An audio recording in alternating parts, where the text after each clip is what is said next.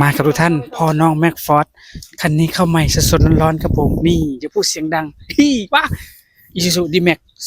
2.2แม็กฟอร์ดตัว L ตัวเตี้ยนะครับผมเป็นแต่ว่าเป็น4ประตูเกียร์ออโต้คันนี้โอ้โหใหม่ๆสดๆร้อนๆสาธยายยังไงมันสวยโอ้โหของแท้ชุดแต่งจากรุ่นของแท้เลย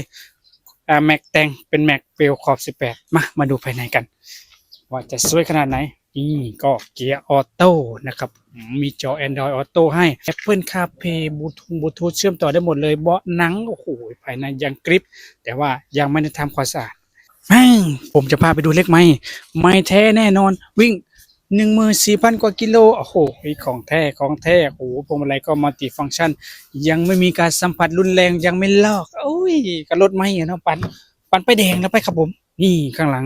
ยังไม่มีคนนั่งนี่สัมผัสได้ มีกล้องถอยหลังให้เรียบร้อยนี่มาดูไฟข้างหลังบ้างLED สไตล์ของ D-Max ของแท้สำหรับใครสนใจคันนี้ทักหาเซนนแล้วก็สอบถามรายละเอียดเดี๋ยวแจ้งรายละเอียดเพิ่มเติมให้อีกทีหนึ่งนะครับแล้วผมโอ้โหเข้าใหม่โอ้ไปแล้ว